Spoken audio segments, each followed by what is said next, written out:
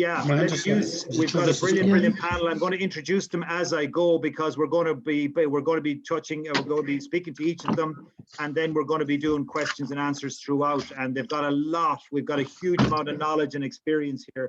So throw questions up on the chat board. Anything you want to know about paddling, right? It's as simple as that. No question too basic. You know, if you want to get into the sport of paddling and want to just start getting into it, or if you want to improve and get to the next level, whatever you want to know, paddles, gear, technique, boats, you name it, just throw up those questions on the chat board and we'll pick them up as we go through, okay? So look, at first off the bat, we've got Keith Fitzsimmons from Northern Ireland, and Keith is, well, you know, where would you start? His list is very long in terms of qualifications, skills, experience. He's been paddling for most of his life, as far as I can see. He's a level 5 sea kayaking instructor, a level 4 whitewater instructor, and a level 3 sea surf coach instructor. He's now based over in Wicklow area. But is originally from Northern Ireland, and still does a lot of his coaching and training up there. Keith, I'm going to hand over to you first, for your couple of slides, and we're going to come back to you then with a couple of questions. Okay, no problem. Okay, hello folks. Welcome to this. So I'm just going to share put my screen up first. Hopefully that works. Somebody can give me some feedback to make sure that my screen is shared there in a minute. Yep, lovely. Okay, so how I got invited to this is I did some stuff with Cormac. I suppose it was probably about 10 years ago, and he still thinks that some of it's stuck. And because everybody's been locked down and we're getting back on the water, he thought that this session might be sort of useful to just try and reframe for people what it's like to get back on the water. And really what I'm not going to talk about boats, really. I'm not going to talk about the equipment. I'm going to talk about what's seen as in British canoeing and in Can-I, which we do with our instructors, is the elements of fundamentals, which hopefully will become your self-check as you get yourself back on the water. And the idea really is for your paddling to be as efficient as you can, so you can get off the water, ready to race, fresh for your land phases. So sort of quickly to try and sort of frame this for you, if I can make this move to the next slide. Sorry, can we get everyone to mute there while Keith is speaking, please? Thanks. Okay, so for us, this came out of a lot of work we did within Can-I and sort of British canoeing with a guy called Esteban Bally, and he worked on a long-term athlete development program, looking at how we train our athletes, for either recreational or competition, and the elements that go into that. He later identified that the sort of fundamentals phase was missing, and that's the bit that I'm going to look at really today, the sort of fundamental phase of that. And I wonder, one of the things that Cormac said is he just went out and paddled, and I wonder how many people go out with a specific idea whenever you get back on the water of what you're going to work on. So if I just go out and paddle, will I embed poor technique or poor practice and get off the water feeling wrecked? And I know some work I did with an athlete a number of years ago who was about to do a 10-day race, hated the thought of water, things suffered all the way through it. We did a session and went, oh, actually, paddling can be quite enjoyable. So in this, what I'm going to get you to look at is really around some basic technical skills to this. Obviously, if I'm working on other stuff, you might work on your physical elements, your tactical and the psychological elements, depending on what type of water or where you're at in your paddling field. So how do fundamentals work? And this is really, hopefully at the end of this, you'll have a series of 4 questions to ask yourself the next time you're on the water. And the first is sort of the 4 areas are your posture, your connectivity, your power transfer, and feel. And although I'm going to mention them as sort of 4 separate areas, obviously as we're paddling along, we're blending them together. So they're not separate, they are all connected, but I'm going to break them down. And like I say, at the end of this, hopefully what you'll have is these 4 questions that you can check yourself or your partner with to try and improve your performance. So really what you're almost doing is training yourself to train again. So we get these basic movements right. Okay. So I'm going to start off with your posture, and I'm actually going to get you to do a little exercise here. So what I want you to do, if you're in the car driving, it's not very good. If you can sit on the edge of a chair, or actually even better, sit on the floor as if you were in a kayak. Because this little exercise hopefully will give you a series of feedbacks to help you with this. So if you can do that for me and sort of play along with the game, because hopefully this sets everything else for you. So what I'd like you to do where you're sitting is just slump your back and then try and raise your arms and just feel where the point of tension is. And don't raise it any further, just be aware of where that point of tension is with your back slumped at the minute. Okay. So again, you get to that point of tension. What I want you to do is then twist slowly again to the point of tension. You're not trying to hurt yourself. You're not trying to, and just being aware of where's that range of motion going. Okay. So again, still with your arm, just give that feeling of what that's like. Okay. What I'd like you to do is imagine yourself being pulled off your chair, so your back is now in that natural upright position, and now raise your arms up and just notice where that point of tension starts to come in. Did you have more of a range of motion in being able to lift your arms?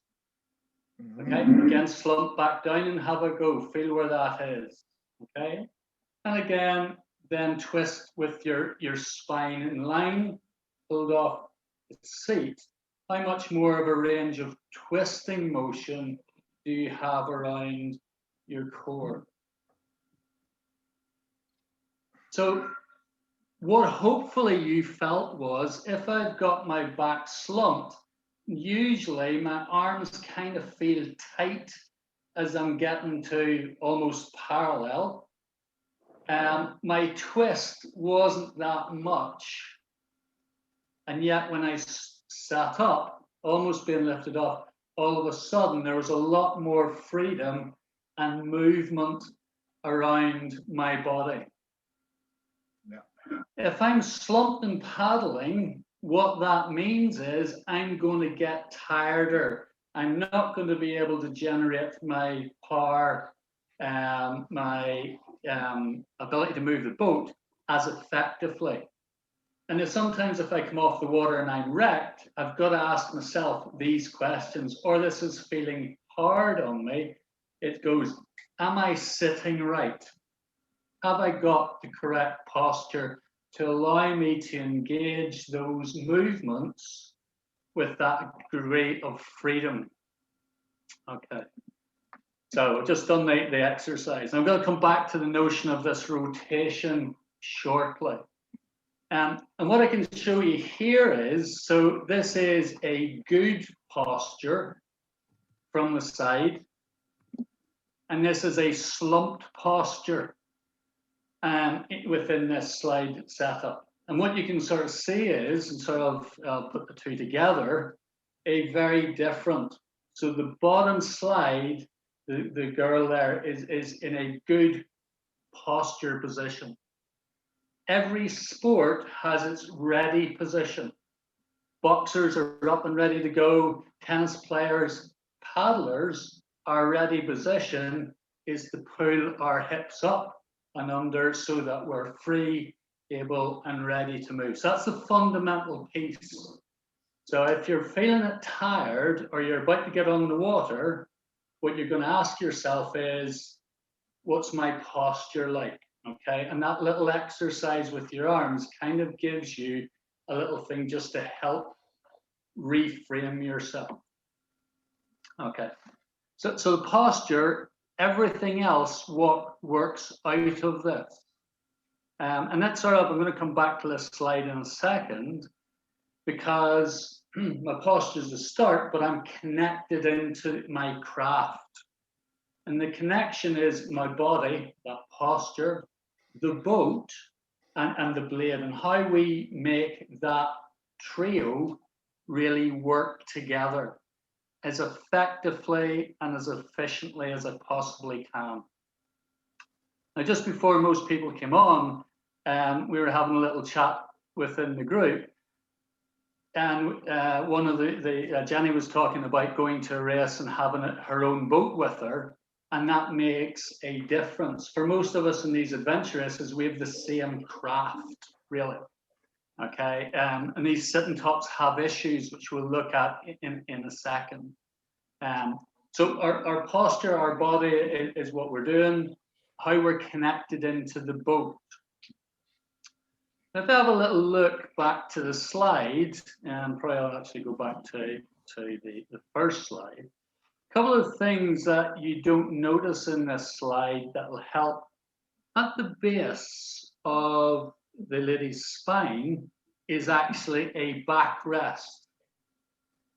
Quite often on a sitting top, and I can remember doing one race on a bick, we'd done a run, done a leg phase, got into the bick, and all of a sudden my legs started to cramp because the position of the seat, there was no backrest, the way it was set up, made it very difficult.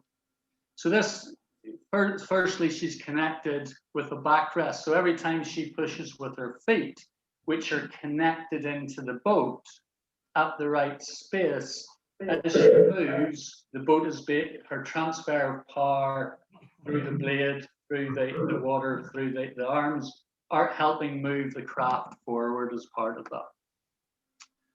Okay, so connectivity, how we connect into the boat, it is important. And you, quite often on these adventure races, we get given a sitting top.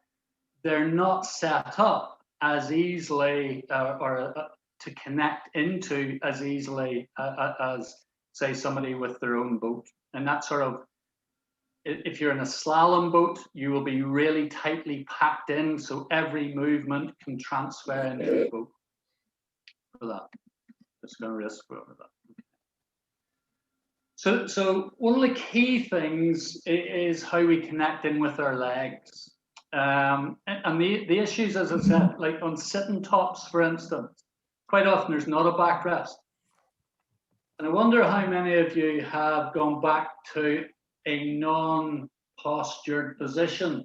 So instead of sitting on the top of your seat, as you did in the first exercise, you've kind of got tired and let yourself slump back into a sort of a lesser position for that, because we haven't got those physical muscles really to help us.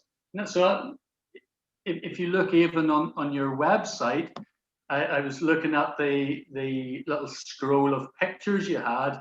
There's a picture on a lake, and you can see a couple of the people on sitting tops, somebody who's slumped, they're no good, their posture has collapsed, but also they're not connected in, because you've only those little 2-foot rests for that.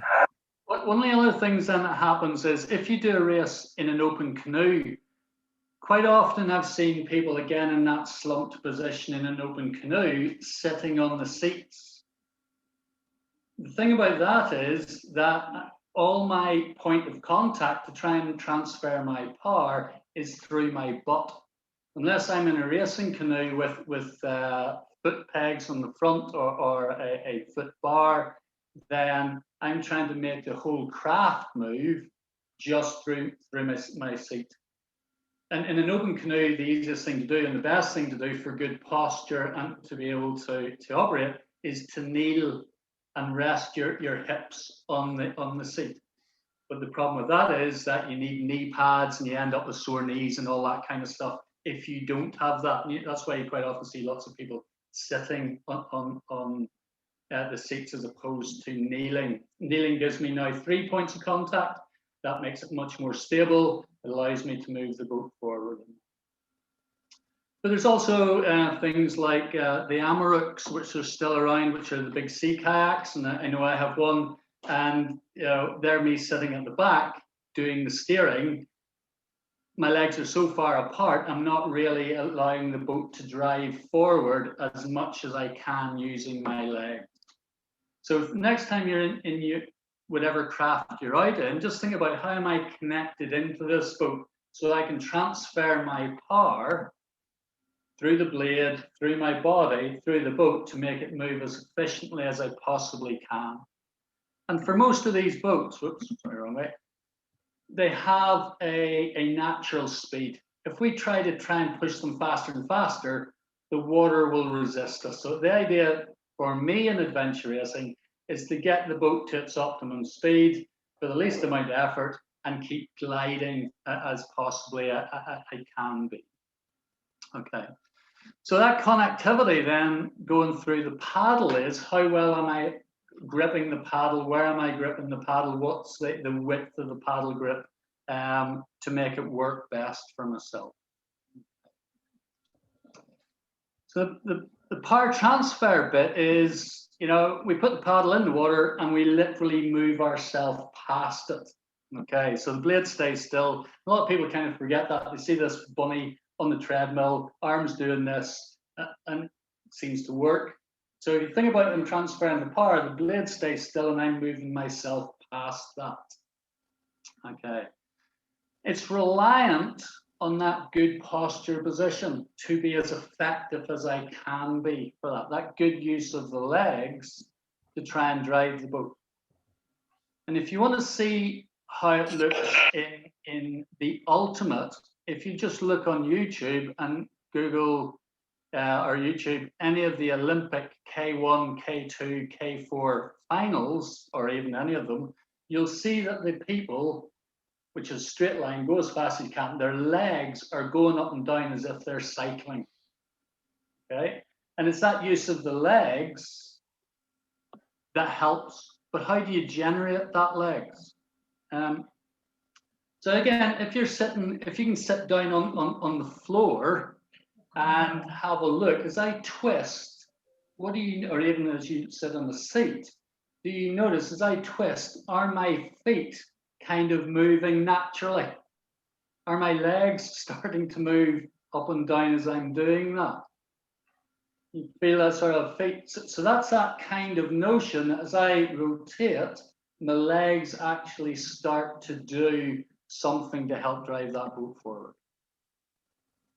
So as I said, what I'm quite often trying to get people to think about, particularly for adventure racing, is trying to get your craft to its optimum speed and to keep it going there for as long as possible with the least amount of effort.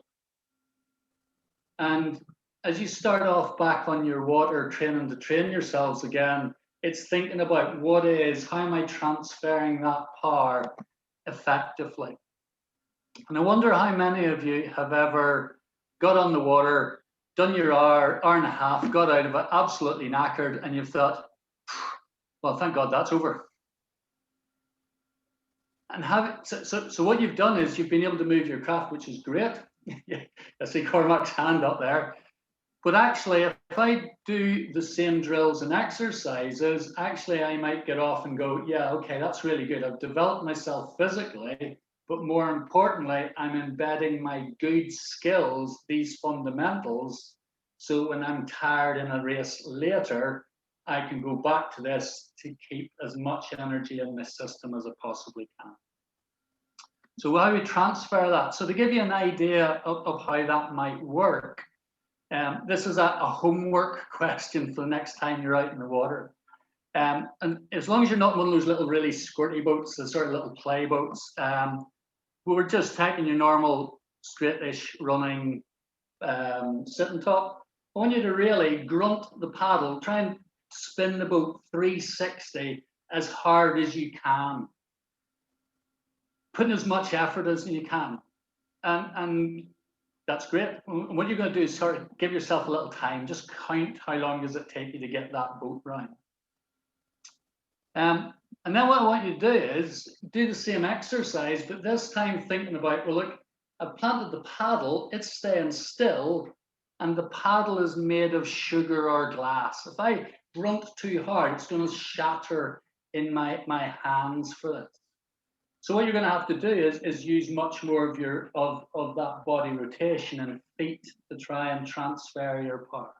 And again, you given it a time, which feels better, which is more efficient. Because people do aqua aerobics, the more I push against the water, the more it resists me. So again, I've got to have that balance. What's the optimum for me to turn the boat as quickly as possible with the minimum amount of force?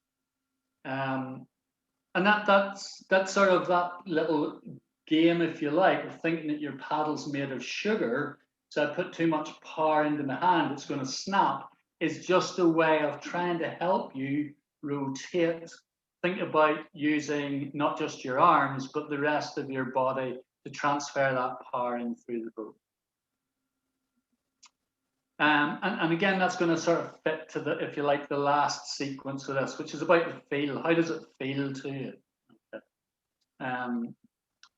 So this feel goes together. As I said, each one of these little sections are little self-check things. So posture, how am I connected into the boat?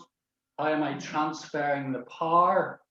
And then, sorry, I'm going back to that because I've missed out on one way the other bits that I'll go back to very quickly. Sorry. This idea of trunk rotation.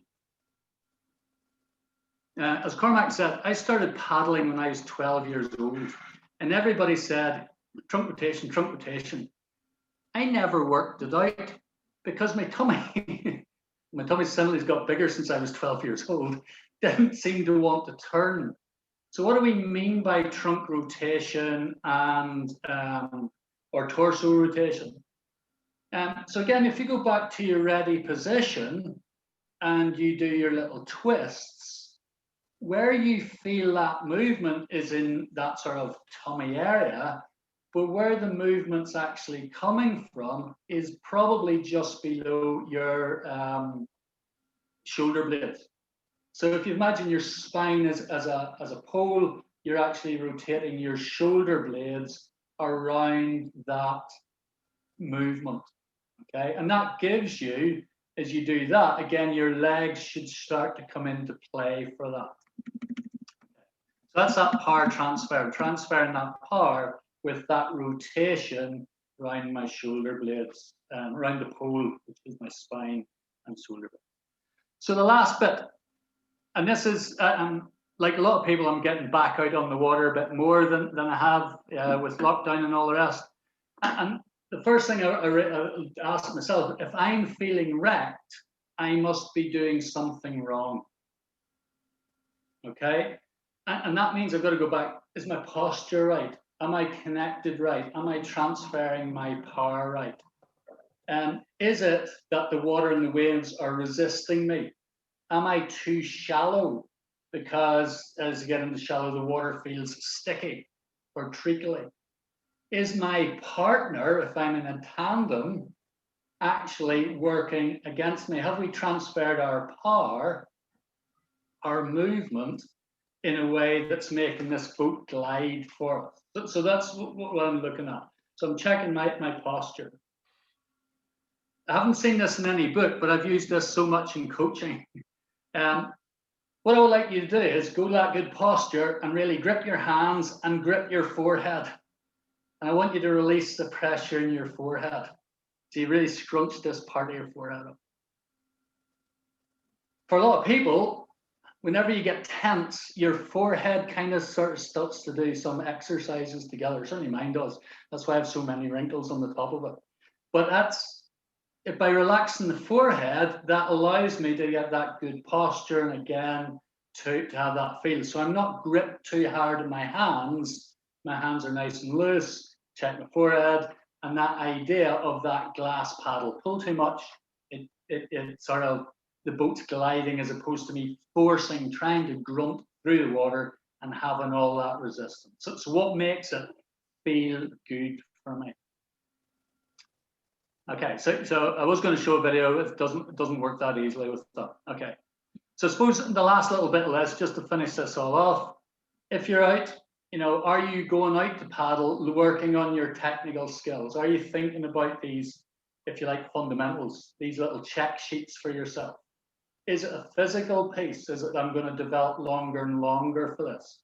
And sort of, we'll leave the tactics and the psychology stuff for another day. So 4 areas, 4 little questions for you to ask next time you're out, thinking about your posture. How am I connected? How am I transferring that power through the boat? How does it feel? So I get off the water and go, actually, I really enjoyed that, as opposed to, actually, I got off the water and went, thank God that's over for another week. Great stuff. Cool. Okay. Thank you, Keith. Jenny. Fantastic. Hello, Very yeah, simple. nice one. Thanks, Keith. I thought that was really interesting. And do you know what else was great about that? With lockdown, we've all been so separate, and it's so obvious listening to you that you're just a pure kayaker. And I feel like, it's really nice. Because I think what really came across in everything you said there was about the connectivity and the flow, I suppose. I'd use the word flow, and I just really got that from what you were saying. And yeah, it's just really nice to hear. I took a couple of things from what you said there. The first thing I've written down here is the smallest adjustment makes a big difference. So what seems like a really small change from just kind of sitting up a bit straighter, or, you know, it makes all the difference. It's like a weighing scales, and you put a feather on the scales and all of a sudden the scales tips in the opposite direction.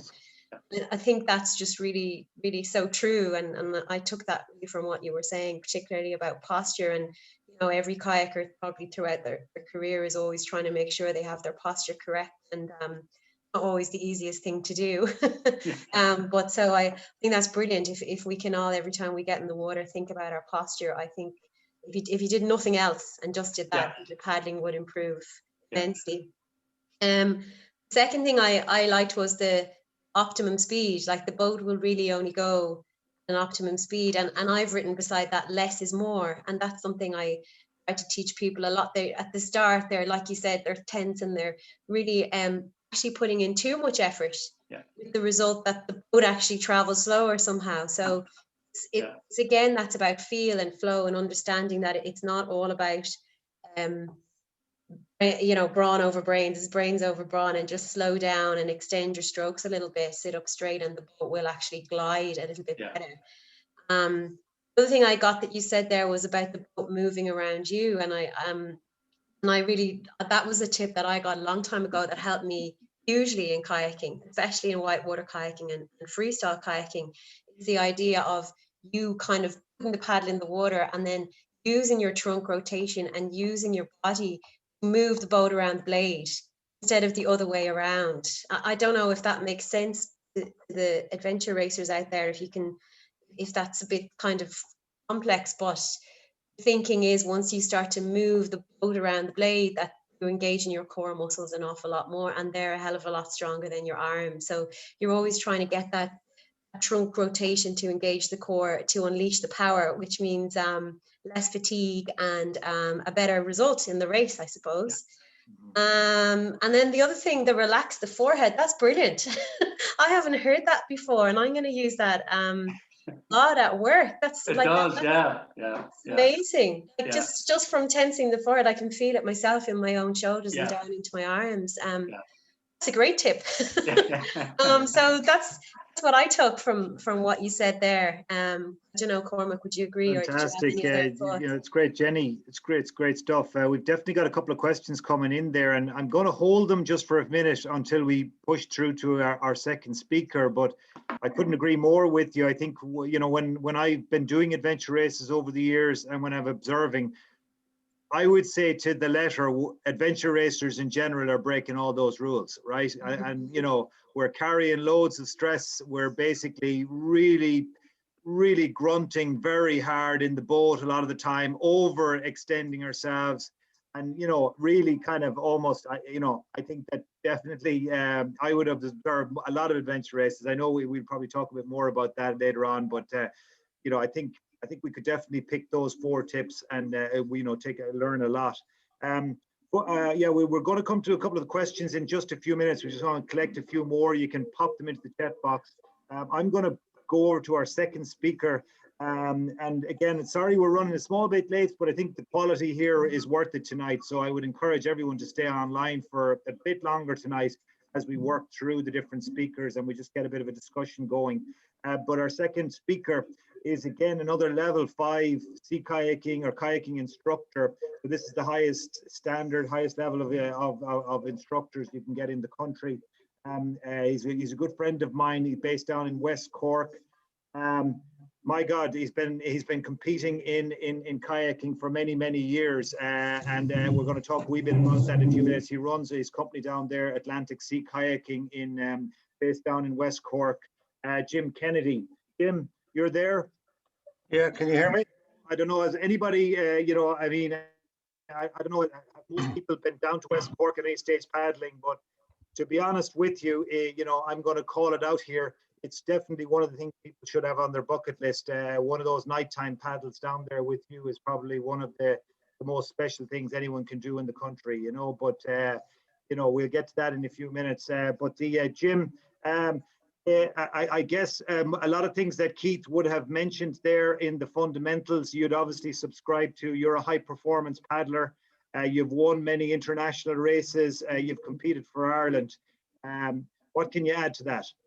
I suppose, well done there, Keith. That was great. I learned loads from that, and Jenny's dissertation on it was fabulous.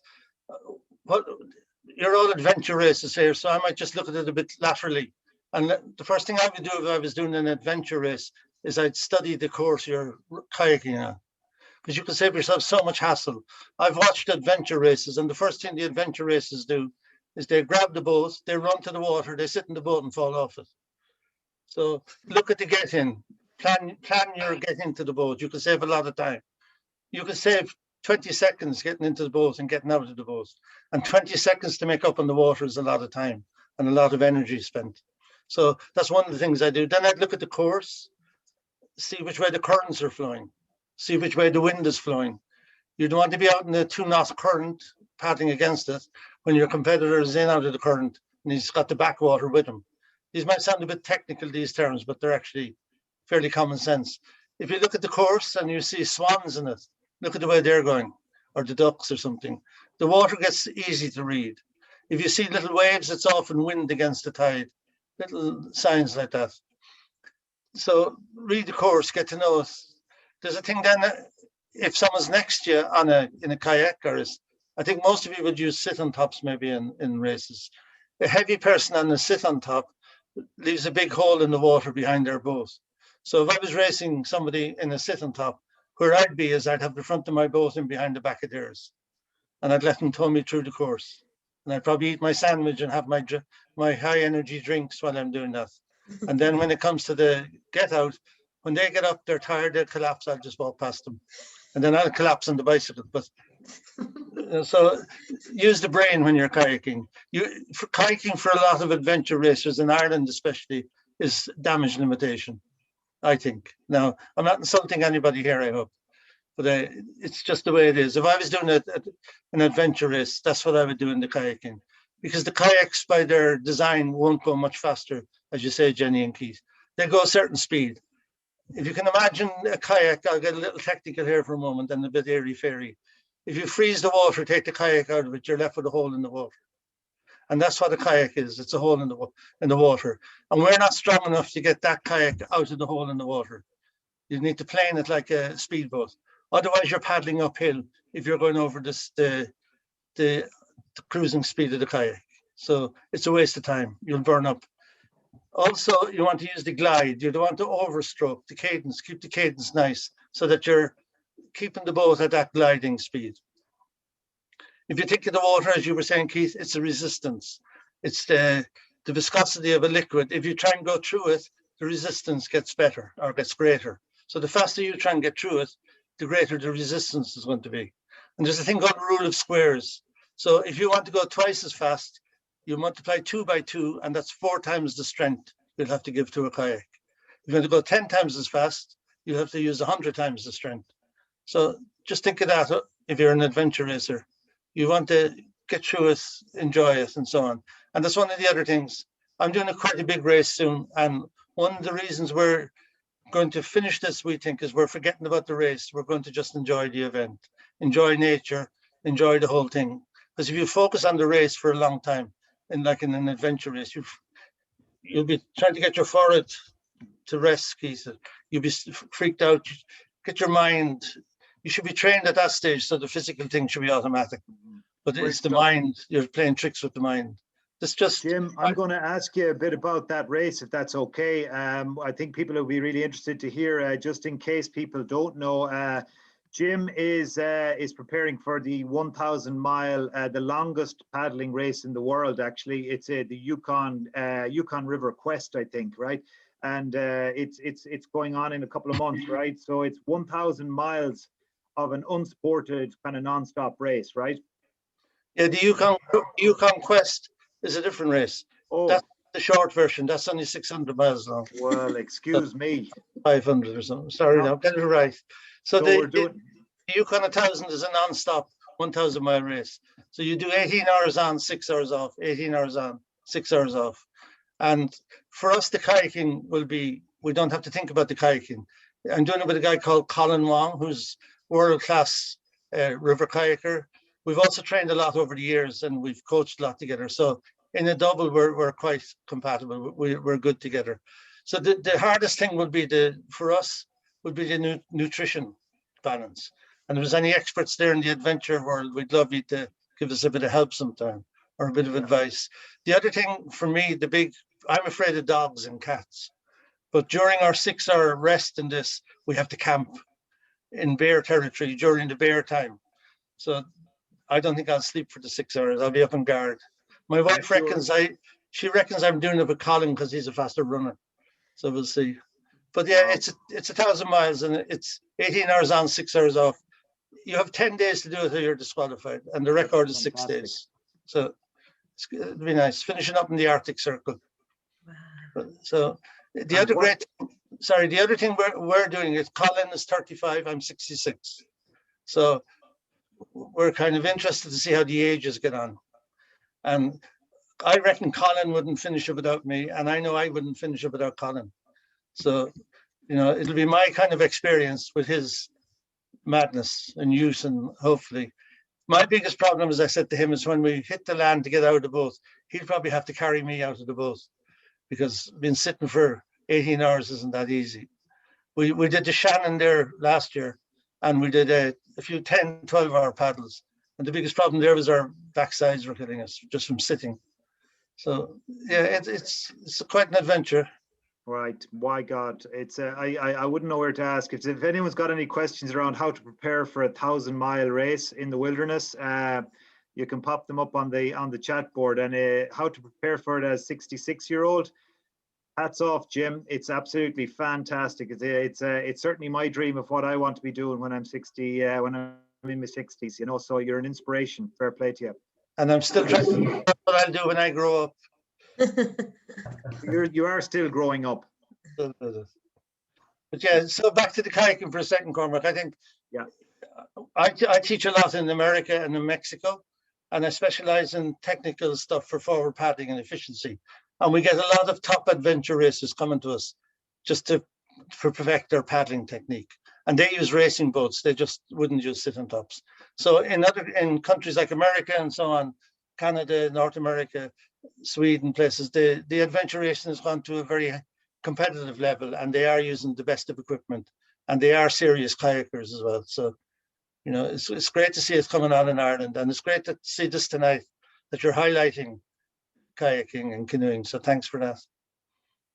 Yeah, it's absolutely, it's fantastic. And it's great to connect with you guys because we've got some really top class coaches around the country, and really it's just a matter of connecting some of the community to the actual instructors that are out there and trying to develop some of the skills, I think, Jim, So Porrick, can you kind of run through a couple of questions there, or Lorraine, can you have a look and can you pick up on any questions that are coming up there on the chat board?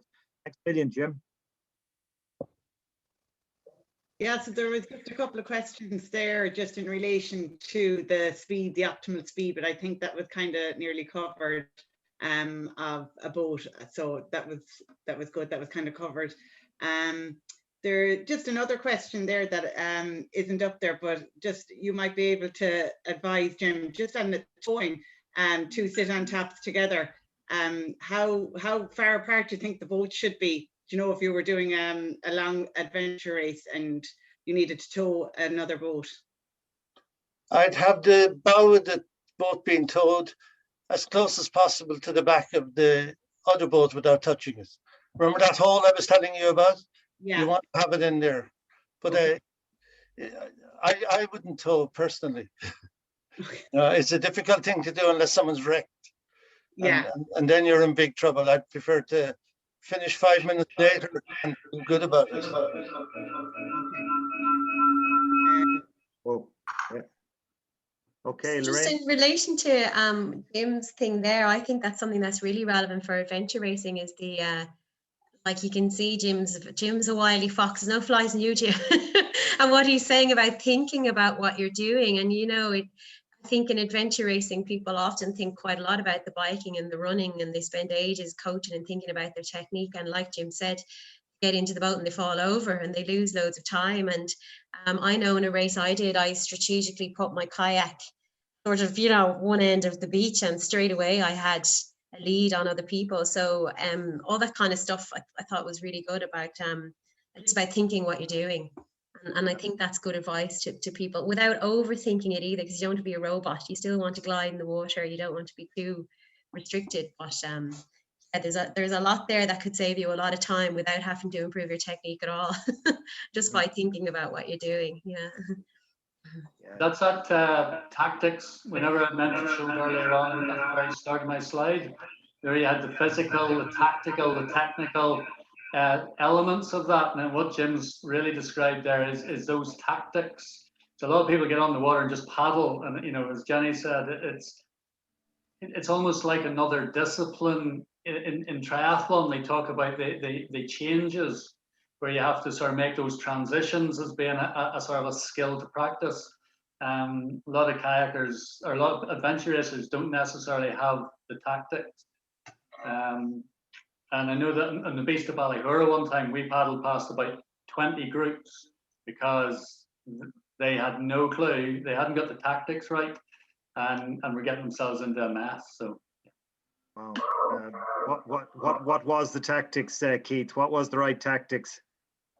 Slow, smooth, let the boat glide, but also know how to turn, how to maneuver through the trees, when to move, when not to move, when to avoid the trees, etc. Yeah. I think I was probably one of those boats that you glided past. Yeah. Folks, or just again, just keep the questions flowing in there. We've got some really experienced people in the room tonight, so no question too simple and too basic. You know, we're all here to learn a bit. Our third guest is the director of the Kinsale Outdoor Education Centre down in Cork. We're fantastic, highly qualified, you know, instructor also. And also just a mad outdoor enthusiast. He does everything in the outdoors and on water, as far as I can see. And he's dabbled in, done a couple of adventure races as well in his time, and does a bit of mountain biking. John Hynes. John, you're very welcome, and thanks for joining us tonight. Can we get everyone to just put on their put their things on mute? I think there's a small bit of an echo coming from somewhere. It could be my computer. John? Great, thanks so much. So good evening and welcome everybody. It's really great to see some friendly and familiar faces. So thanks for having me along, Cormac. You know, I'm really looking forward to connecting with everybody back out in the water and seeing races take place again. Just maybe just by way of introduction for those of you that don't know me, yeah, I think I was really lucky to grow up around a lot of positive role models in adventure, and that's kind of led me to take on a lot of challenges in life. And as I've gotten a bit older, I'm kind of getting more enjoyment out of sharing, enabling others to pursue their goals and dreams and adventure. So just my second slide there is quite an important one. And that's why I'm here to, oh crap, I just pressed the wrong button there, sorry. Hopefully you can see this now. It's just taking a moment to render. So, I mean, my slides and my talk to you this evening, this is about feeling and staying alive. So they're two different things. Why do we go adventure racing? Because we want to belong to a community. We want to work with others. We want to pit ourselves against the elements and nature and challenge. And when we do that and we move into dynamic environments, that heightens risk. Maybe you haven't prepared properly, maybe the conditions change. So there are two different things between feeling alive and enjoying yourself and all the benefits, that health benefits that go with that, both mentally and physically, but then also there's the risk factor as well. So I've got a few slides to kind of help us along here. Hopefully they'll change quick enough. Sometimes they're slow on this. Let's see if I can get it to trick. So the first bit I'm going to look at is safety on the water. So one of the other things that I do outside of my day job and my own adventures is I'm an RNLI crew member here in Kinsale on our Atlantic 85 rib. So I'm going to send up a big pack of these to Cormac and the team in ARI, and he'll work out a deal where you can get some of these posted out to you. So there's all the kind of top tips and handy hints that you need for staying safe, but there's also then some reflective tape to stick in your paddles or your kayak or yourself, and an ID sticker for your kayak. So plenty of resources there. But I'd like to encourage you, if you haven't already, to maybe consider taking some training courses. And somebody put a question in the chat box there this evening about where can we access this training. So, you know, you can check out any of the providers on the call here tonight, like Kayaking.ie. You could try canoe.ie, and obviously we also have West Cork that also has a racing background to the training that he offers as well. So there is a scheme of certification from Canoeing Ireland. That's something, you know, the likes of myself and Jenny and Jim and Keith are quite heavily involved in. But that I sometimes get concerned that there's an over focus on prescriptive award schemes, because if you measure your ability or performance by a number or a certificate, maybe you're in it for the wrong reasons. This is about feeling and staying alive, as I said, and fostering a sense of adventure and well-being out of it. And an award scheme is just a ladder or a means to help you achieve that. So talk to your providers, maybe talk about the goals that you have for your sport and where you'd like to be, and they'll talk you through and recommend either a prescribed course from Canoeing Ireland or maybe a customized package to suit your adventure racing needs. The second point there is, I think you need to go and sample some of the different disciplines. And one thing that I have, I'm going to state it in a non-arrogant way, is prided myself on is every year I'll buy a kayak or a boat that I haven't paddled before that will challenge me. So for example, Jim went off and bought a 20-foot Inuk, which is 2 foot longer than my fastest sea kayak. I can't wait to have a go off that and see what I could achieve in terms of speed or distance in it. And for adventure racers, sea kayaking and surf ski paddling probably present the most relatable kind of speed or challenge experiences that I think you might be after. So we have the Irish Sea Kayaking Association, or reach out to me and Jim, and we'll kind of point you in the right direction for sea kayaking opportunities. And then there's also a WhatsApp group for surf ski paddlers in Ireland. And we did have a big international event here in recent years, and we have some really accomplished paddlers, and some of those paddlers, female paddlers, being at the real top end of that sport. And the third point I'd like to encourage you to think about, and this is a bit related to Jim's tactical approach. I've seen loads of people start adventure races and just hair into it like a bull in a china shop. But those that actually hang back and think about what they're doing and read their environment, and as Jenny said, the crafty fox approach, they're the ones who tend to do much better because they sustain themselves over longer periods of time. So think about your protocols. And what I've learned the hard way to start with, and then I've got much better at, is planning is everything. So at the risk of sounding cliched with our fellow Cork man, if you fail to prepare, you know, prepare to fail. So my Round Ireland kayak trip, which I'll chat about in a moment, is a very good example of taking planning to the nth degree, and that actually makes the event easier in itself then. And with that, I'd like to encourage you to think about incident management, because oftentimes when we do kayak training, people think about reactive responses to situations, where actually you'd be far better off focusing on proactive approaches to your paddle experiences, planning well, and then reading the environment that you're going through.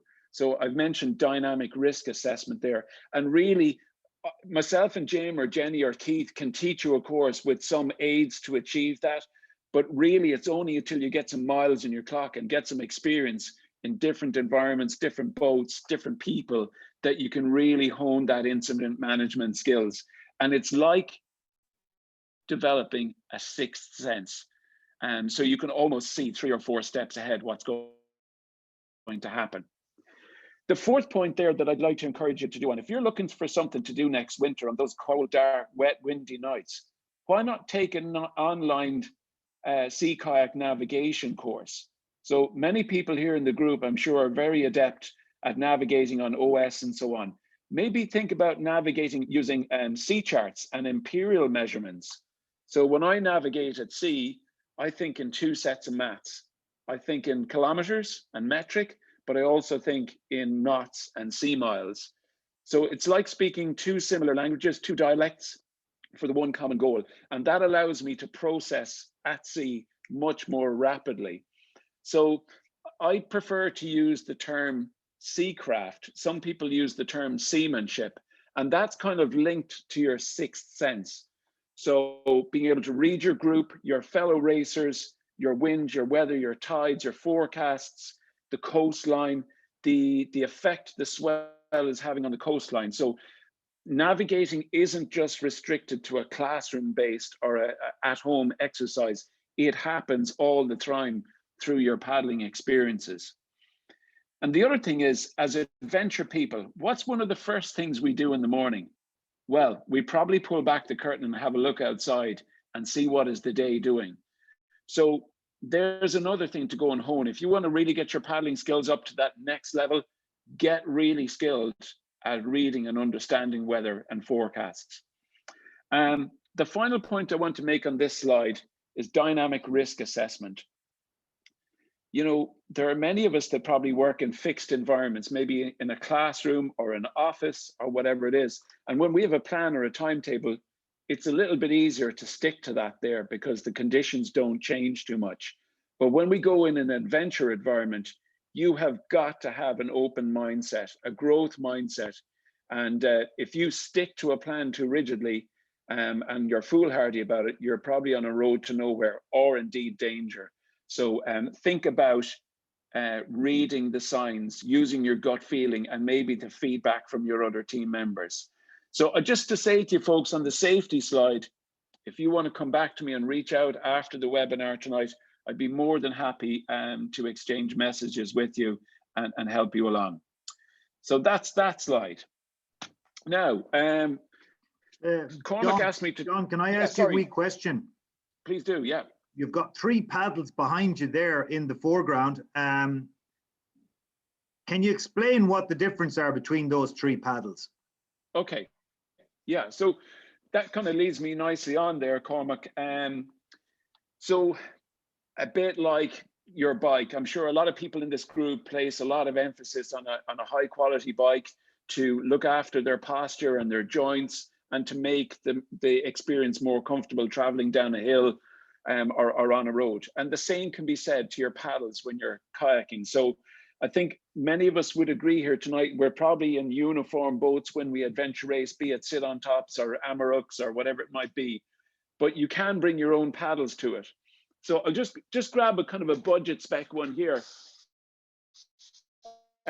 This one here, you can get in CH Marine. It's a plastic asymmetric blade, pretty strong, but it's nice and light because it has a fiberglass shaft. So that's kind of a step above your bog standard adventure center paddle that would be a lot heavier than this. So, you know, Keith spoke a lot about performance earlier on. So the lighter that your paddle is, the less combined weight you're going to have to shift during a race. So if you think of Jim and Colin when they do their race, they're probably going to be on something like a carbon wing paddle. And I think my wing paddle here is just around 1 kilogram. So if I'm paddling a heavier paddle that's 2.5 kilograms, you know, multiply that weight difference and energy that it takes to run that paddle over 1,000 miles is quite a big thing. So the carbon paddles, they're really nice on your joints. The wing paddles, I found are a bit of a, I suppose, an acquired taste. If I give you an example of, you know, using a normal paddle is maybe like using a Honda 50. But using a, you know, high performance wing paddle is probably like using a 500cc sports bike. So it takes time and discipline to kind of work out the subtle differences between it. I'm going to put some links up later on to some slowed down wing paddling, and it is like poetry in motion. It's like watching art. And I know from many of my kayaking challenges, I take a lot of enjoyment or pride or emphasis on getting that stroke right. So I never actually paddle at 100% unless it's an oh shit moment. So most of the time when I'm cruising or trying to achieve distance, it's probably at 60 or 70% output. And a lot of that is about keeping your muscles relaxed and breathing well. The other one that I have here then is, it's a kind of a nice mix between a carbon fiber shaft and a premium glass blade. It's a kind of an asymmetric blade. These are made by Werner, which would be one of the other better brands as well. And having a longer paddle for the likes of sea kayaking and distance racing is also a big help. So depending on your height, you can buy your paddle, you know, I suppose to suit that. And particularly with my wing paddles, I can adjust the length on them. So if it's really windy and I'm having to get fast rotations in, I'll shorten the paddle up. If the conditions are lighter and I'm cruising, I'll lengthen it out. Okay. So that's a quick one. I'm going to whiz on because I have a few other things I want to get through here. So I'm just going to talk about some sensible things that I carry on my buoyancy aid. Please get yourself a decent waterproof case for your phone. And if you don't fancy carrying your €1,000 iPhone with you, go buy a €50 Nokia with some credit and some push buttons. Swipe screens don't work well in emergency situations, so get rid of that. Get yourself a really good Fox 40 whistle tied onto your buoyancy aid. So simple. But the one that I have been promoting a lot over the last year or two is the PLB. So I have a video on this on YouTube. I'll give it to Cormac to share around with you. And this is probably something worth considering as an expert or a serious adventure racer. This isn't restricted just to use on the sea. This is anywhere you are. So let's say, for example, if you go for night runs out in the local Quailto woodland, or if you do go for a solo paddle to train, you really should think about having one of these on you. So it's a guaranteed signal. It's GPS based, fully waterproof, crash proof. Good man, Cormac, well done. And there's no technology involved. Just open the door, hold down the button for 3 to 5 seconds, and it's going to set off the signal that you're in distress. So I won't labor that point too much because the video covers all that you need to know on that. A couple of quick things with that, smart stuff to carry. You know, the cheap and cheerful light sticks. If you wonder why it comes with a length of string, tie on the string, crack the stick, and just swing it around and you can make a big disc of light. So if you're trapped out on a mountain or on an island, you can raise the alarm using that. If you've got a voucher for an outdoor shop or maybe a nice birthday present coming up, you could get yourself one of these LED distress flares. So hopefully I'm not blinding you there, but that glows in the SOS pattern. and they're visible for 5 nautical miles. If I can switch it off now. And then VHF radios. I'm not going to go on too much about that because we could spend the whole night talking about those, but if anybody has a particular interest in those, come back to me as well. Okay, how am I doing on time, Cormac? I have one more slide. Yeah, work away, you're fine. Okay, Cormac also asked me to talk about sea kayaking around Ireland. So what to say, only that it was the single best adventure I've ever done. I've done a lot of stuff in life. I've broke myself on a few occasions, but this was a dream that I had for 19 years. I won't go into the genesis of the story too much, but if you can imagine as an Irish person, the feeling of accomplishment of when you finally do the last kilometer and come home safely, that's it in a nutshell. So if you're looking for a new challenge in AR, maybe you could think about doing this. There's a website called Performance Sea Kayak. Go have a look at it. There's a whole world of different sea kayaking challenges there where you can pitch yourself against other people and nature. Somebody asked me before, how do you get fit for a trip like paddling around Ireland? Well, the truth is, folks, you can't actually do enough paddling training to get yourself ready for it, because oftentimes, like Jim and Colin will be doing, you're going to be paddling for 16 hours a day. How do you train for that? So there are a few smart things to do, is to focus on slow speed technique, but probably open water swimming is probably the fastest way to get yourself paddle fit. It's easy on the joints, it toughens you up, builds your confidence in the water. There is a whole community of people that have evolved around sea kayaking around Ireland. There's an archive list of everybody that's done it there as well. And they're from all walks of life. There's people in their late 60s who have done it. An 18-year-old girl finished her leaving cert, stole her mother's car, bought some groceries, headed down to the harbour, turned right, and kept going until she got back. People have written books about it and made videos about it. So they come from all walks of life, just like us in adventure racing. Why did they do it? If you're that speedy racer mindset, well, then maybe you want to have a crack off the record, which stands at 23 days now, and it's held by an Irishman, Mick O'Mara, a great friend of ours. For a few years, it had been stolen by some English friends of ours, so Mick was hell-bent on getting it back. So there's a whole story around going fast. But equally so, there's a whole community that are into slow adventure as well, and they want to experience people and nature, the serenity of the seascapes and so on. And they do it in bite-sized chunks till eventually they've closed the loop. So what does it take? Well, it takes a lot of courage and conviction, but more importantly than that, it takes attention to detail and planning.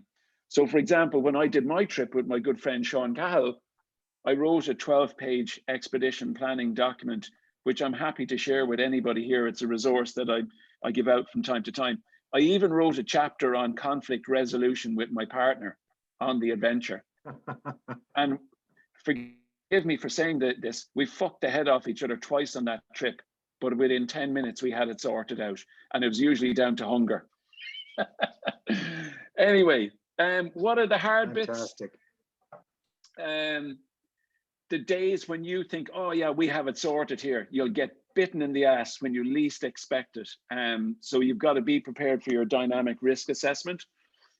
Blisters, lots of them. Nothing can prepare you for that. And then days and sequential days where the weather is just horrendous nonstop. So that'll test your mental resolve. But the best bits are feeling ultra connected to nature. If you're paddling with a partner, perhaps lifelong and deep friendship that can never be broken. Random acts of kindness, you know, that car sticker we all see.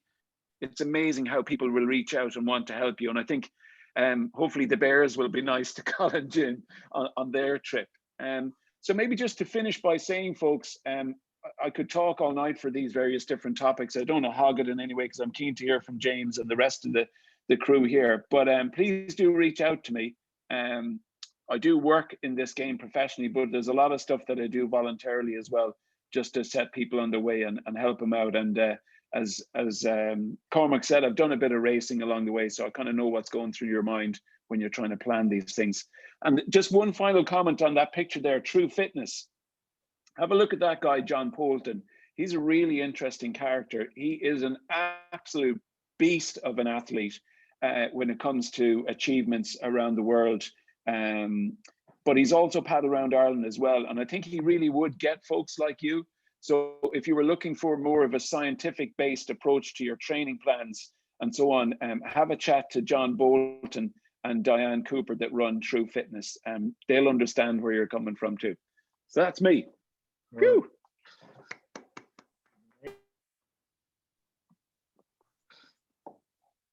Amazing. Jenny. Yeah, well, wow, like there's an awful lot in that. Wow. Good stuff. Yeah, as always with John. stuff. I think the first thing that comes across with John is his passion for what he does. And, you know, anyone who knows John knows that he's brilliant at every sport he does, which is quite annoying, really. But yeah, I mean, it's the passion really that I think the first thing that came across for me. The second thing was like a real understanding of adventure sports, because find, especially now with COVID and everything and people being stressed and all that, that people are trying to control everything. And planning for an adventure doesn't mean you can control everything on the adventure. It means that when something unexpected happens, which it will, otherwise it's not an adventure, is it? That you have skills and the tools in the toolbox to deal with whatever circumstance arises. And I think that's important. It's an important distinction. There's no way you can know exactly what's going to happen all the time. It's a dynamic outdoor space. So all you can do is practice with all your different tools, and then with experience, you know which one to use at the right time. So I really agreed with what John was saying there, and I think it's really important that people understand that. He was talking about the sixth sense, and I think again that kind of comes with experience. Then he went on to the practical advice, like online sea kayak navigation. That's really great that those kind of courses are available now, that people can learn all this, especially, you know, whatever winter nights or a night when you're taking your night off training, that you can still learn. You can learn all the time, and that's the thing that comes across with everybody here is that approach of lifelong learning. You know, always try to learn something. And John spoke about in a different kayak each year, so clearly he's somebody who values that, and I think that's really important because you only get one life, so you might as well learn and experience as much as you can. Then he was talking about the different types of paddles and the length of the paddles. I think that's quite important. If you have ever been paddling with the wrong paddle, you know, if the paddle's too long or the blade's too big, can make something difficult for you that perhaps if you just a simple change of equipment would really make it a lot easier. Lighter paddles are better for endurance athletes, in my opinion. Also, you need to think about crankshafts, and you can have a look maybe online about that. That's just to help your wrists a little bit from repetitive strain injuries, but Jim and would be a better person to advise on that one. I like the idea of the cross training, open water swimming. It's something I hadn't considered in terms of kayaking. So it sounds like a really nice, especially if you're training and all the time, sounds like a nice change. I like the sound of the 12-page document for paddling around Ireland. I think I'm gonna ask for that. That sounds great. And I think I'm definitely the more of the slow adventurer. You know, I think that just sounds such a nice thing to do, just to experience the beauty of the coastline that we have. It's just incredible, and the wildlife that's out there. And as John says, the acts of kindness. And I know I've met a lot of people coming into Bullock Harbour who are paddling around Ireland, and some of them were Irish and some of them weren't. And the conversations and the chats and the crack just from randomly bumping into them. And I think that's something as kayakers that we share, or as adventure racers, as you know, as outdoor people who are passionate about the outdoors, that we have that connection to nature, but also to each other, and that we can travel anywhere and go anywhere and be instantly connected. And I just think what a gift for us all to share. And I really liked Jim as well, talking about his teammate Colin, and Jesus, very emotional. Just sounded lovely with that kind of sense of looking out for each other. And John said the same. And you know, adventure racing is very much like that, because we all know, like, 1 minute you're up and 10 minutes later you're bonking and you're down, and that's when you need your team and you need the people around you, and 10 minutes after that you're on top of the world again. So, you know, it's all about that, looking out for each other. helping each other along and yeah, enjoying the journey. Hey. Yeah, absolutely. It's that's just a ton of stuff there, guys. Thanks a million, John.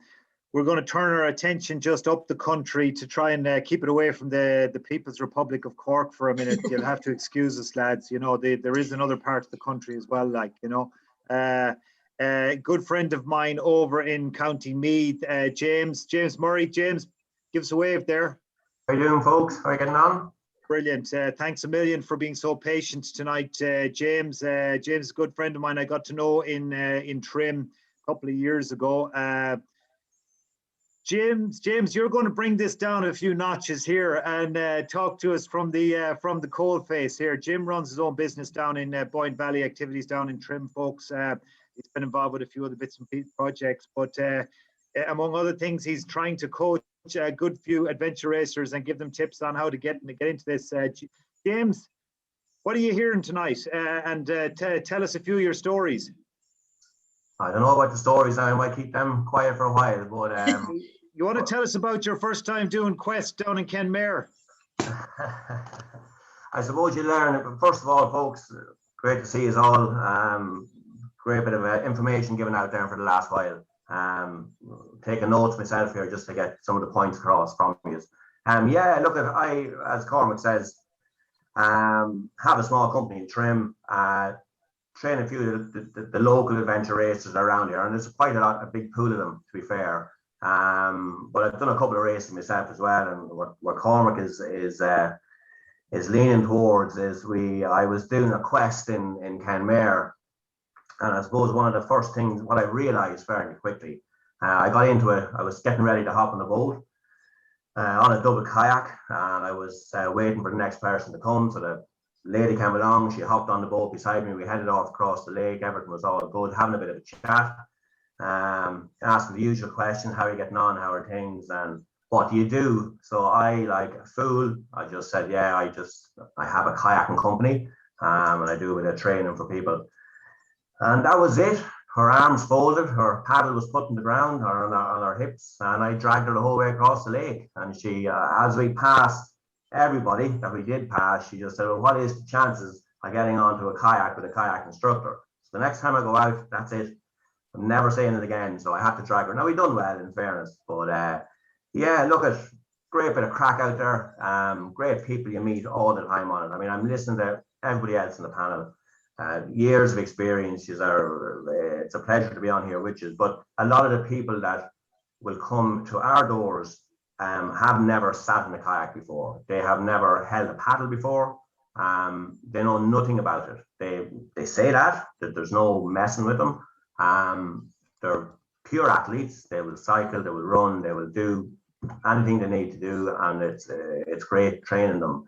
But put them on give them a kayak or a paddle, and they're just a little bit lost with it. So we do have to go back to the basics with them.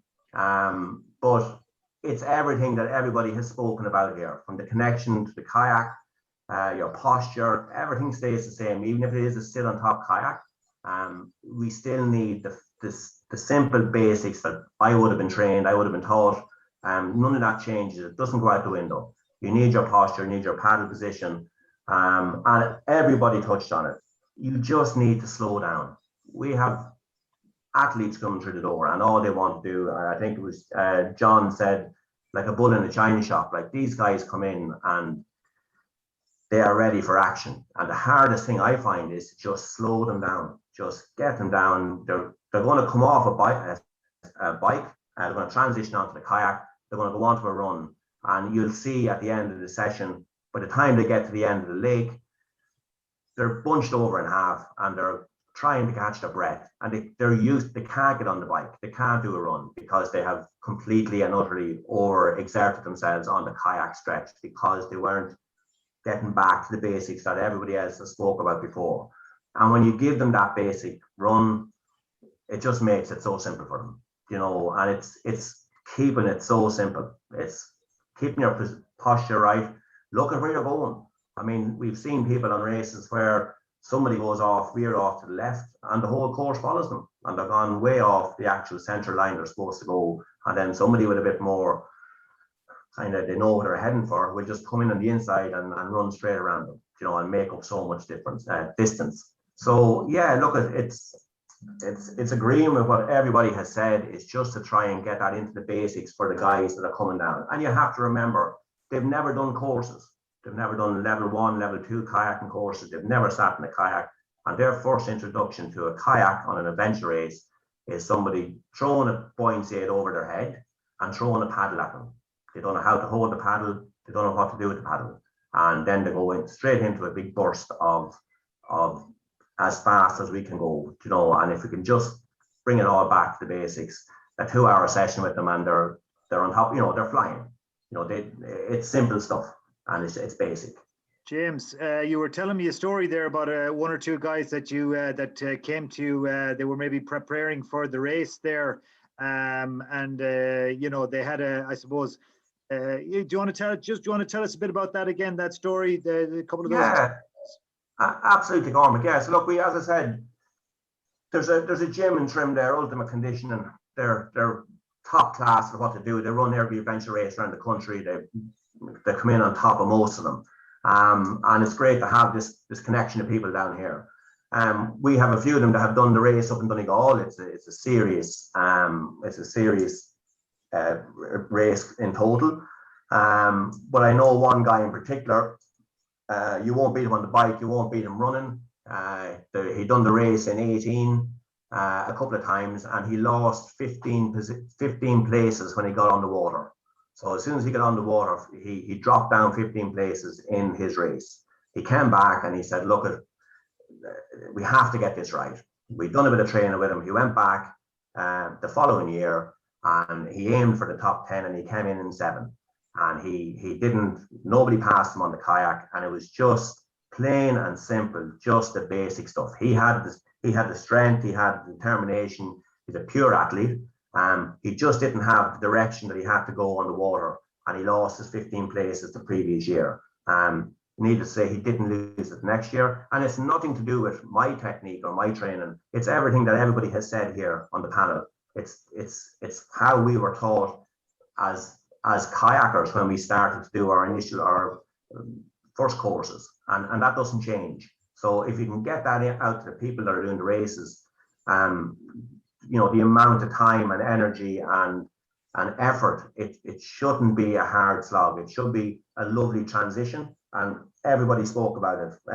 Just slow and steady. I just say to everybody that comes in the door, just slow it right down, get your long strokes in and get across the line, and then you should be ready to take on the bike or the run or whatever your next transition is. And you know they've done right if that's what they can manage, you know.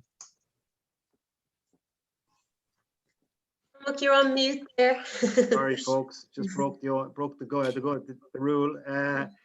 James, you guys, I mean, John referenced it there. Like there is the options of doing formalized courses, and then there's customized courses that you can kind of almost. You guys tend to kind of offer a customized course for adventure racers, that people that are preparing to go and do a quest or a kind of a gale force or such like, you know, and a couple of evenings with you, and that will see them right. Yeah, is that the type of thing that you guys can offer? Absolutely, yeah. We will run, like our first course we'll do with everybody.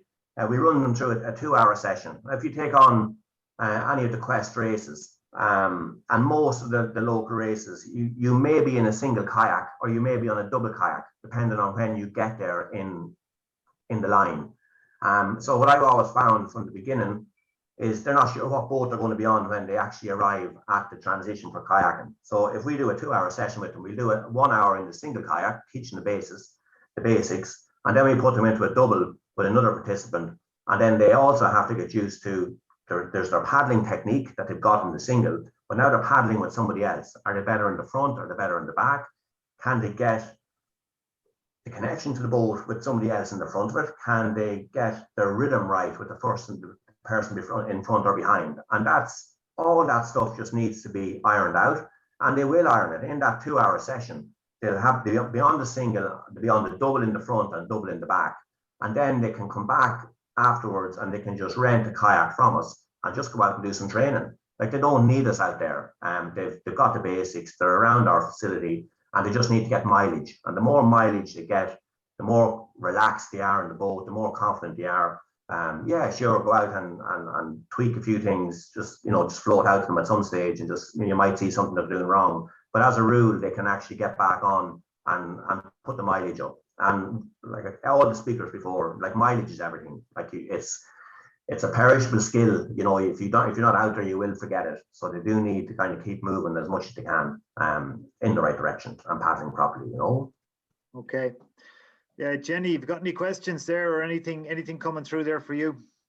Like I can really relate to what you're talking about, the synchronicity, especially in double kayaks. We sort of call them the divorce boats here in Kayaking.ie, because not every couple survives a trip in a double kayak together, So like exactly that, if you're not working together in the double and the sit-ons, you're going nowhere. So couldn't agree more with what James is saying there. Like, get out there, do a session in the double, get a bit of practice and learn how to work together, because it doesn't glide if one person's trying to go one way and the other person's trying to go the other. So I think that's great advice, and you see it in the adventure races all the time. People get thrown together and they're just not working together in the boat, and sure, they lose so much time that they probably trained so hard to gain those minutes on the hill or on the bike, and then it's all gone out the window because they haven't thought about the kayaking bit. So yeah.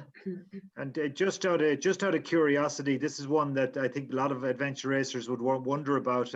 Should the bigger person be at the front of the boat or the back of the boat?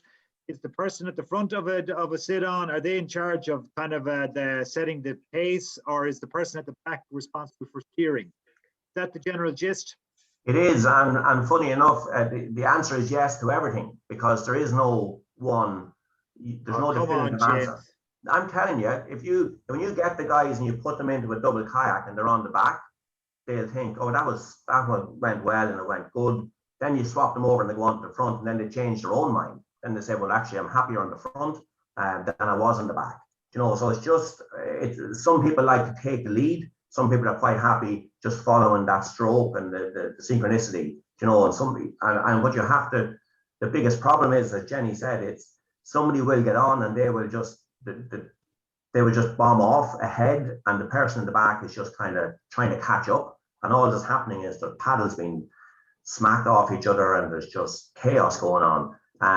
If you're normally the stronger person, I would put in the front, but look at that, really and truly, you can get more steering at the back, so it's really dependent on what the two people are looking for. So it's just a hard one to call. Maybe the guys will be able to jump in on that. Jim, Keith, you got any comments on this? Yeah, I think it magnifies if it's an open canoe. Quite often, open canoeing it takes a lot more thought process. Single blade, two people working together, very windy. There's a lot of tactics in that. Again, in the double, like, where's the wind coming from, what the conditions are like. Whenever I was working with our juniors years ago, we would have done 3 solo sessions. So the kids would have been in solo boats, and then we would have done a 4th session was then their teamwork, because as Sir Jenny said, and it was about moving the crews around to get the optimum crew. But then if one of them was sick in an adventure race, or somebody's injured themselves, the person's got to be able to paddle at the front or the back, do all the bits and pieces. So there's a lot more tactics to it than just getting out there and trying to flog with your arms, I think. Jim? Yeah, definitely it's the same. It varies. But certainly if you're heading into the wind and you're paddling with someone you don't know and they're heavier than you, I'd put them in the front if you're in the wind to steady the bow down. If you're going with the wind, have them in the back. If you're going into the wind, have the heavier person in the front. And if you're going across the wind, a little trick is to lengthen the paddle on the side the wind is hitting you from, so that you don't have to keep correcting it all the time. You just take a slightly wider stroke on that. So there's a few little tricks like that, but it's a thing you'd have to play around with, because it's never the same, Yeah. It's very hard to say to someone, hey, you're heavier than me, you go in the front. They want to know each other as well. You could be beating each other up. So try it out when you're training, different conditions. Great There's advice. Lorraine, there's a couple of questions popping in there. Yeah, there's one there about the backrest. Is it worth training without a backrest? I know, let's say for the likes of the Beast, you can bring a backrest with you, but obviously for the shorter ones, like, yeah, I don't know, any advice there from the panel? What do you think about the double sit on tops with or without the backrests? Well, I I would think say that just on that, because sorry, what I found on our end is that if you're doing a long distance, bring a backrest. Just clip it on the back. Just have it with you. There's absolutely no. If you have it there, bring it along. Because if you're doing any sort of distance, again, the sit on tops, you don't have any support in the back, and it's what Keith had said in the very beginning. If there's a backrest available, definitely on a longer distance, bring it with you, I think. So. Okay, and John, just a question there for you maybe. They're just asking there about how to measure a paddle, I suppose, for your height. There's just a question there. If you wanted to buy, I'm presuming they're talking about one of the carbon paddles. If you're looking to buy one of those, how do you measure it for your height?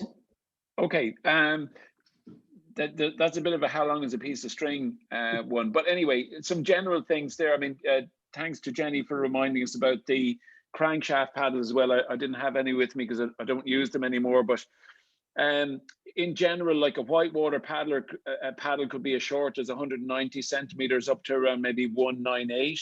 But when we move into sea kayaking, we kind of go anywhere from 205 up to even as long as 230, depending on the height and the kind of ability or strength of the paddler.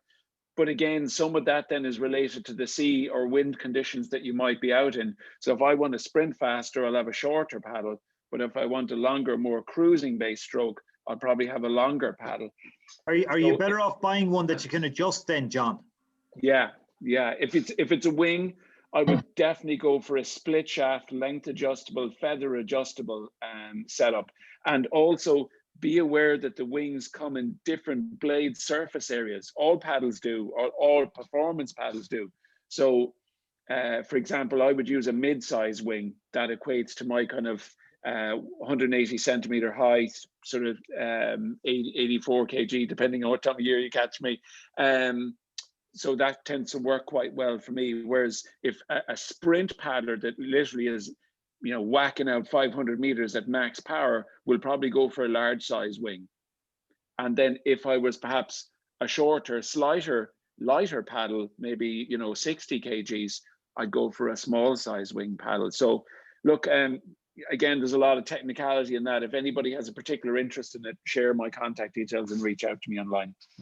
Okay, thanks, John. And there was another question there just from Paul looking to know about longer distances and adventure races. Well, I think really coast to coast is the only one that comes to mind, unless you're going to do the likes of DAR 1224 or the Tear events that have the longer kayaks on it. But coast to coast would be, I think, if I remember rightly, it's a 28. James, you might remember, I can't remember offhand, I think it's like 28k or something like that for coast to coast. Yeah. So that might be long enough for somebody. Yeah, Lorraine, the race in Donegal is a big one as well. I think there's quite a decent paddle in that race, as James talked about there. Other folk might have other races they know about there as well with big paddles. John. Yeah, just a quick one there on that point. Jim will be able to relate to this as well. I call these gauntlet paddles. So Colin Wong and myself threw down the gauntlet on a few challenges in recent years. I did the Bandon River source to sea, 66 kilometers in 6 hours, 15 minutes. So that's up there if someone wants to have a crack off it. Colin did the Lee River source to sea. I can't remember the exact numbers on it, but it was spectacularly fast considering the distance involved. So I would suggest to members here that whilst we're in a restricted mode and can't have the races that we regularly enjoy, think of challenges that you could throw down. Think of a gauntlet and say, well, right, folks, I've done that. Up to you now. Have a crack off it.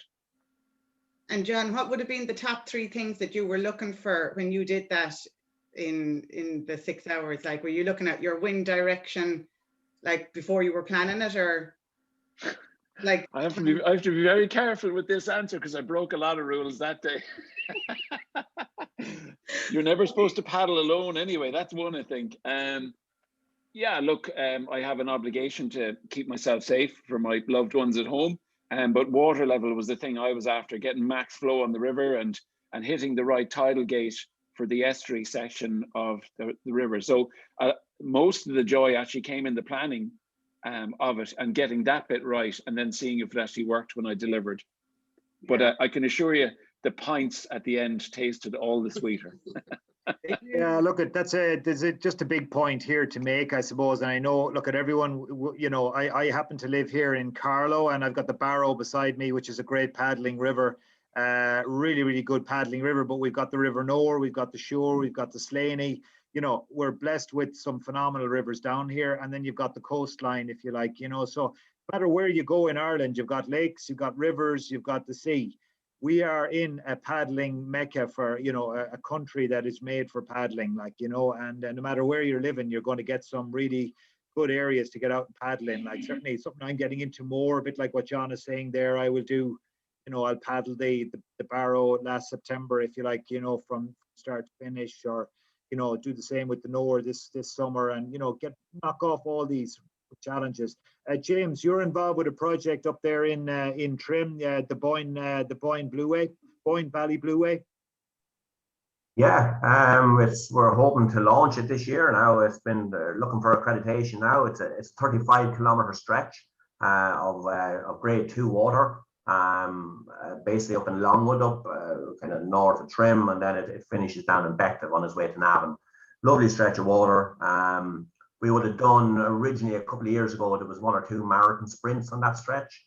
With Canoeing Ireland that would have organised it, as far as I remember. Yeah, look at it. I think it's going to open up a lot of doors for people that are looking to do, you know, with the likes of lockdown. I mean, I know our phone, I swear, everyone's the same, but people are just trying to get out in the outdoors, and they're just trying to get out and see what's happening. And I think the likes of a safe 35-kilometer stretch of water that has good access and egress from it, and providers on the route, is going to be, it's good to get. Waterways Ireland originally started them out, but obviously they don't look after the Boyne River, so it'll be ran with a steering group that we're hoping to open up now in the coming weeks, basically. Great stuff. It's great stuff. Yeah. There are these type of resources developing around the country, folks. Jim, you're down in West Cork. You've got the Island River Blueway, and obviously you've got some great paddling down in your neck of the woods. What's your top paddling location down in West Cork? Oh, it's difficult to say. I love the coast down here. The coastline is great. John, I just want to tell you something there quickly. I did in the 1980s, I did the River Lee 4 hours faster than Colin, but I never told them.